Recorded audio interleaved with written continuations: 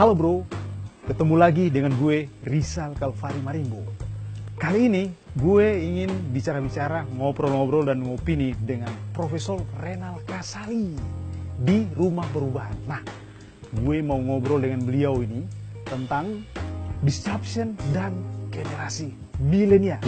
Prof, kita lihat di Eropa ada bank itu yang mem-PHK begitu banyak perusahaan karyawan ya. Yeah. Kemudian kita lihat lagi di dalam negeri kita sendiri ada perusahaan taksi konvensional, revenue-nya turun. Bahkan maaf ini Prof, di Australia ada panti pijat sampai mem-PHK-kan ini sampai banyak sekali yang di-PHK. Ada apa dengan disruption di dunia saat ini bahkan di Indonesia? Jadi disruptions itu sudah ada dari tahun 97, tetapi contohnya itu belum membumi karena belum ada internet. Diramalkan segala sesuatu yang lazy, segala sesuatu yang tetap, tidak memperbaiki diri, itu akan mati.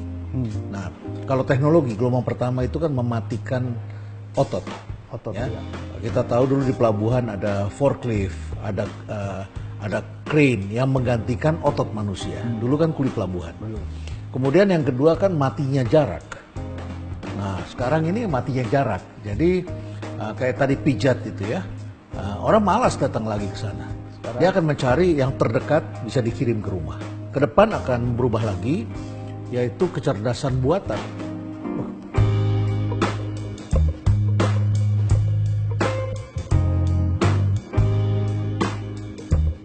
Kecerdasan buatan, ya. Jadi kalau kita mendidik anak kita hanya sekedar pintar, barangkali mereka tidak akan dapat pekerjaan. Mesin sudah bisa lebih cerdas. Mesin lebih cerdas. Ponsel kita bisa mengingat ribuan nomor, sedangkan kita hanya bisa mengingat hari ini. Terima kasih. Kita hanya mengingat beberapa ya, katakanlah 2 sampai 7 nomor. Tapi mesin bisa mengingat ribuan nomor. Bagaimana Prof perusahaan-perusahaan ini sekarang ini menghadapi situasi seperti begini? Tentu saja perusahaan Adaptasi ini macam apa? harus beradaptasi sangat banyak. Ada 4 yang bisa dilakukan. Sorry Prof, Kita ngopi dulu. Iya. Kita ngopi dulu. Ya, silakan. Saya kalau urusan kopi ini Harus nomor 1 ya. sangat nomor 1. Ya, silakan. Siap. Ya. Tentu ada yang terperangkap. Ada yang blame, terperangkap dalam ruang blame. Iya. Blame, kita sebut blame trap. Yang sekarang blame-nya adalah daya beli. Daya beli Ya, daya beli ya. Ada lagi yang sunk cost trap. Sunk cost itu artinya dia merasa sudah keluar biaya besar, dia nggak berani keluar dari situ. Iya Prof. Ada yang terperangkap, tetapi kita harus keluar dari perangkap ini nomor 1. Ya, mindsetnya harus berubah. Berarti harus disruptive mindset, itu pertama. Yang kedua, kita tidak bisa hanya bongkar produk. Ada 4 yang bisa kita bongkar. Bisnis model, cara berbisnis, bisnis proses, proses bisnisnya. Kemudian yang ketiga adalah product offeringnya, caranya, servisnya, ya. Dan yang keempat adalah deliverynya. Jadi sebenarnya Prof, omset itu ada, cuma berpindah ya Prof ya? Kalau krisis itu kempes, Iya. ya. Iya. Nah, kalau sekarang disruption itu mainan anak-anak yang masih ingat balon yang ada 2 yang bunyi EO. Iya. Nah, EO itu artinya kita dia O di sini.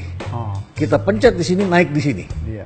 Ya, jadi ada yang lain yang dapat Ada yang bagian. lain, iya. Itu shifting, kita sebut shifting. Akan ada yang kehilangan, yaitu kelas menengah. Jadi sekarang ini sebetulnya yang banyak dirugikan kelas menengah, terutama menengah ke atas yang golongan kaya.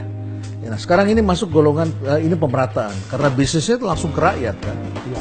Jadi ini memotong mata rantai, harga menjadi lebih murah di bawah. Disruptions ini berpotensi terjadinya deflasi. Jadi menguntungkan ini juga Prof. Menguntungkan ini, harga lebih murah. Konsumen. Ya, bisa direct. Iya. Jadi yang tria-tria ini sebenarnya Saya khawatir, agen dan distributor. ya, saya khawatir kita selalu mengatasnamakan rakyat kecil atas kesalahan yang kita lakukan atau kesulitan besar ekonomi privasi kita. Iya Prof. Wah luar biasa nih diskusi kita nih Prof.